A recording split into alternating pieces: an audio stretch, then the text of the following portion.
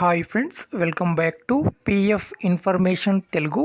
ఈ వీడియోలో EPF account నుండి అడ్వాన్స్ పిఎఫ్ ఏ విధంగా విత్డ్రా చేసుకోవాలో తెలుసుకుందాం. వీడియోకు లైక్ చేయండి, కొత్తగా చూసేవారు సబ్స్క్రైబ్ చేయండి. ఇక్కడ ఈ ఈపీఎఫ్ మెంబరు 1 మంత్ నుండి డ్యూటీ ఏం చేయట్లేదు, సో ఖాళీగా ఉన్నారు. సో ఇప్పుడు ఏ పారా ఉపయోగించి మనం పిఎఫ్ అడ్వాన్స్ అప్లై చేయాలో తెలుసుకుందాం.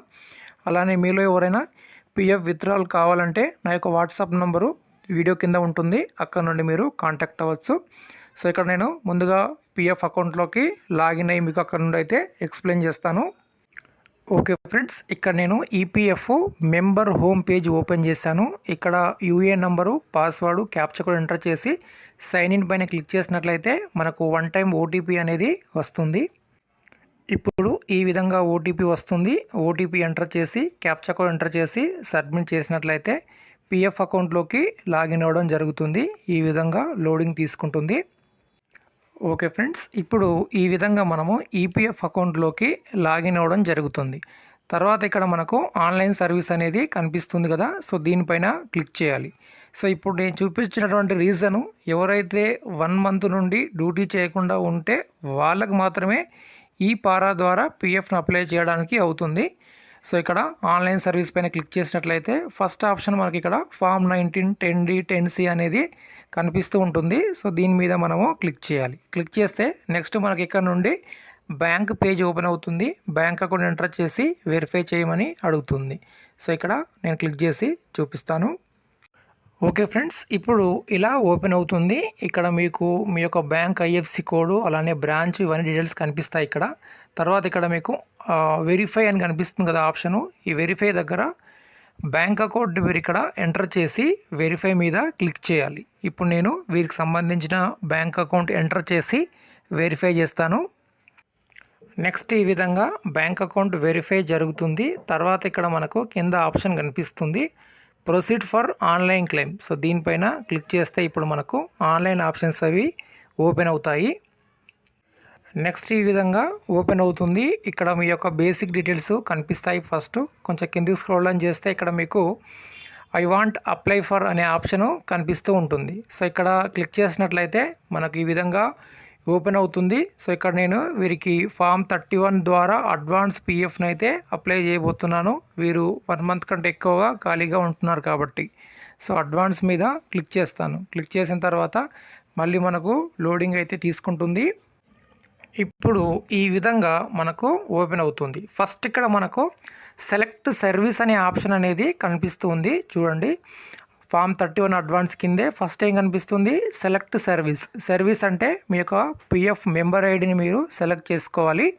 తర్వాత ఇక్కడ మనకు అడ్వాన్స్ పారా అనేది కనిపిస్తుంది. సో దీనిపైన క్లిక్ చేసినట్లయితే ఈ విధంగా అన్ని పారాస్ ఇక్కడ ఓపెన్ అవుతాయి. మీరు ఏది కావాలంటే అది సెలెక్ట్ చేసుకోవచ్చు, కానీ సర్వీస్ అనేది తప్పనిసరి. సర్వీస్ చూసుకొని మీరు మీ యొక్క సరైన కారణాన్ని చూపించి పిఎఫ్ అనేది మీరు అప్లై చేయవచ్చు. నేను ఇక్కడ వీరు 1 మంత్ కంటే ఎక్కువ ఖాళీగా ఉన్నారు కాబట్టి నేను ఈ క్లెయిమ్ని అయితే ఇక్కడ సెలెక్ట్ చేసుకుంటున్నాను. అన్ఎంప్లాయ్మెంట్ ఫర్ ఎబో 1 మంత్ అనేది కనిపిస్తుంది కాబట్టి దీనిపైన క్లిక్ చేశాను.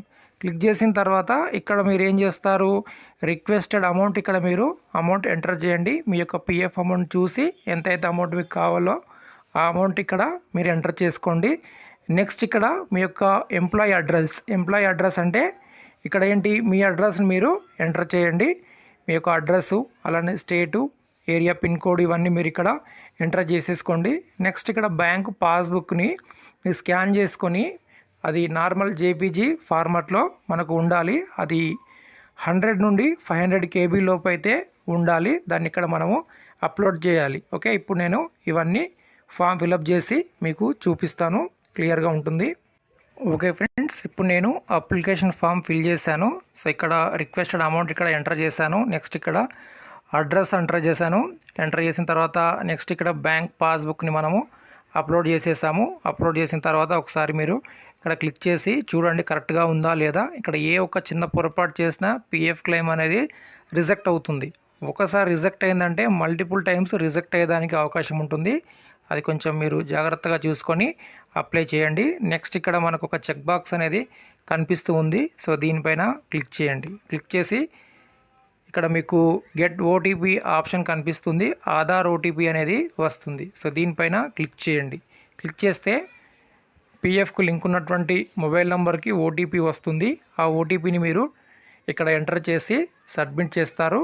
పిఎఫ్ క్లెయిమ్ అనేది ఆన్లైన్లో సబ్మిట్ అవుతుంది. సో ఇప్పుడు నేను ఇక్కడ ఓటీపీ తీసుకొని ఎంటర్ చేస్తాను. ఓకే ఫ్రెండ్స్, ఇప్పుడు ఇక్కడ ఓటీపీ ఎంటర్ చేసాము. ఎంటర్ చేసిన తర్వాత validate OTP and submit claim form అనేది కనిపిస్తుంది కదా. సో దీనిపైన మనము క్లిక్ చేసినట్లయితే ఇప్పుడు పిఎఫ్ క్లెయిము ఆన్లైన్లో సబ్మిట్ అవుతుంది. సో ఇక్కడ చూస్తున్నారు, online claim request is submitting at portal అని కనిపిస్తుంది. దాని తర్వాత మనకు ఒక 30 నుంచి 1 మినిట్ లోపు, 30 సెకండ్ నుంచి 1 మినిట్ లోపు పిఎఫ్ క్లెయిమ్ అనేది ఆన్లైన్లో సబ్మిట్ అవుతుంది. ఇప్పుడు ఈ విధంగా మనకు కనిపిస్తుంది, OTP has been verified, eKYC updated, PF advance claim form submitted successfully అని కనిపిస్తుంది. ఇప్పుడు మనము పిఎఫ్ అడ్వాన్స్ క్లెయిమ్ని ఆన్లైన్లో సబ్మిట్ చేసాం. ఈ పిఎఫ్ అమౌంట్ రావడానికి మనకు సుమారుగా 15 డేస్ వరకు పట్టచ్చు. కొన్నిసార్లు అంతకంటే ఎక్కువ కూడా టైం అనేది తీసుకుంటుంది. సో మీరు 1 మంత్ కంటే ఎక్కువ ఖాళీ ఉంటే ఈ పారాను ఉపయోగించి అడ్వాన్స్ క్లెయిమ్ అనేది చేసేదానికి అవకాశం ఉంది. అలానే మీలో ఎవరికైనా పిఎఫ్ విత్డ్రాల్ కావాలంటే నా యొక్క వాట్సాప్ నెంబరు వీడియో కింద ఉంటుంది. మీరు కాంటాక్ట్ అయ్యి పెయిడ్ సర్వీస్ అనేది తీసుకోవచ్చు. వీడియోకి లైక్ చేయండి, అలానే సబ్స్క్రైబ్ చేయండి. ధన్యవాదాలు.